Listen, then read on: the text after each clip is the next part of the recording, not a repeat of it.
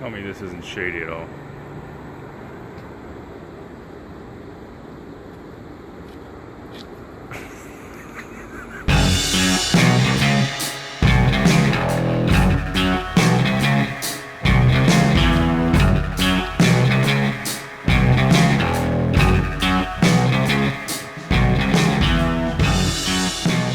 You know, after we really took our sweet time at getting ready, we hit the road just before 5 a.m. Instead of taking Highway 15 straight to Vegas, since we had a little bit more time, since we didn't have to be in Vegas until later in the day, we decided to go east on 40 and then go straight through the Mojave National Preserve to hopefully see some better sights.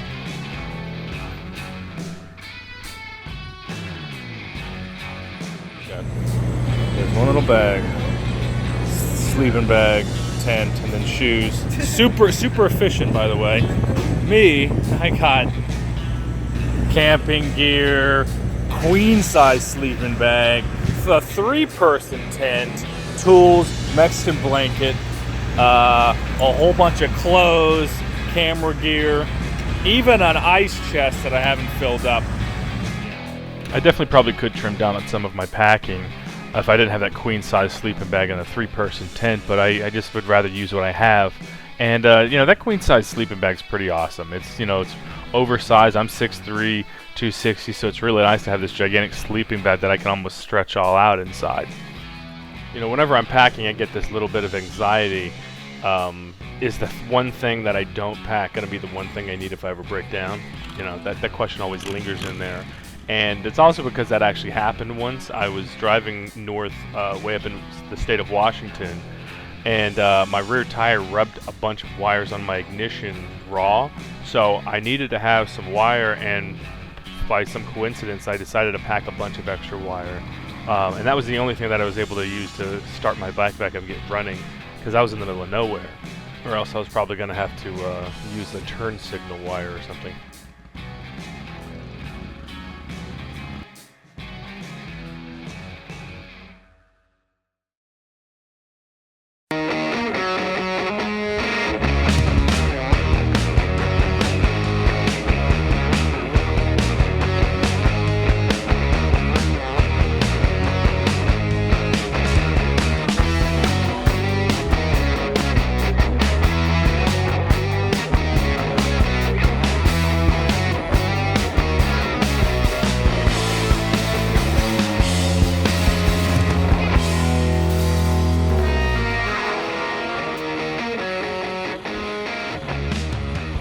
It was really starting to get to the point where you could really feel the heat just coming from the sun. It reminded me of Chronicles of Riddick, where in the movie they're all running away from the sunrise on that one planet. This felt like we were driving straight toward that sun, because it just kept getting hotter and hotter and hotter as the day progressed. Now, I don't know if this is against the rules or not, but I just really couldn't hold it in.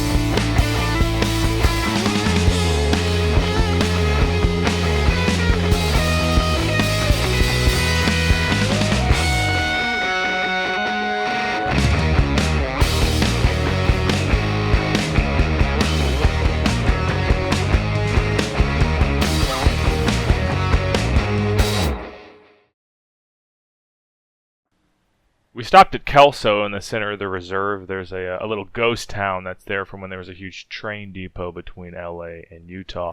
I also thought it was going to be a good point where I could sit and stuff my face with some gas station donuts. I went for a little walk around the visitor center. There was a lot of good information about things that were in the preserves and on a map where, the Kelso Dunes were, the SEMA Dome was, and stuff like that. This place started out as a small little railroad station, and it turned into a little town when a lot of mines popped up here and there. But it eventually floundered, and it became a national preserve in 1994 when Congress passed a law. Hey, check this out, dude. This is the drunk tank.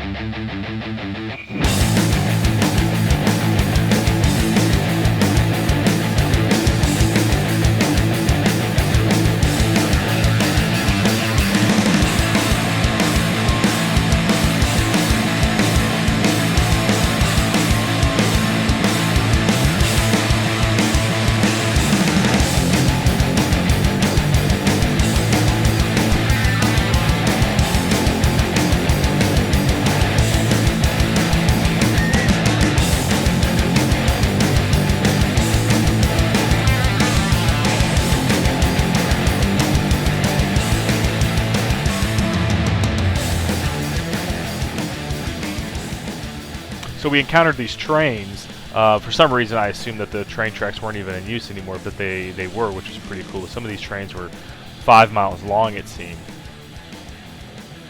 If you're wondering why I have that mirror on my left hand, it's because I don't have regular mirrors. When I have mirrors on my bars, they vibrate so much from the engine that you essentially can't even see out of them. So I just use mirrors on my hands. Normally I have them on both, but I actually prefer it because I have a little bit more precision in seeing my blind spot. And I think the front of the bike looks a little cleaner too when I don't have a gigantic tent and Mexican blanket strapped to the front of it.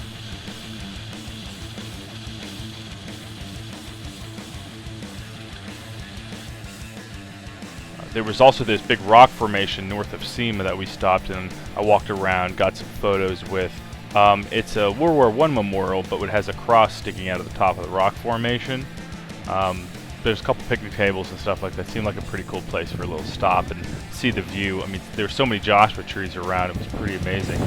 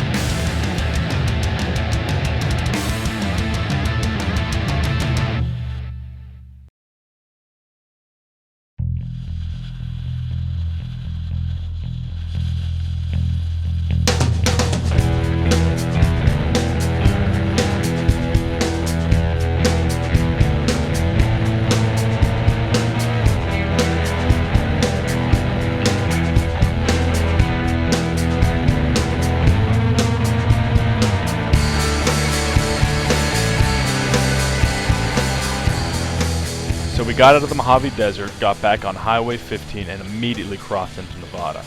Now, when you're coming into Nevada right here, you're actually going over a mountain range where you get to about 5,000 or 6,000 feet up. And as you start to lower in elevation, the temperature really starts to ramp up. I mean, we really noticed it when we pulled into Prim to get some gas, and it was already over 100 degrees, and it wasn't even 10 a.m. yet. So right now our biggest concern was getting to Las Vegas as soon as possible, and then hopefully we can find a nice diner to get some food at.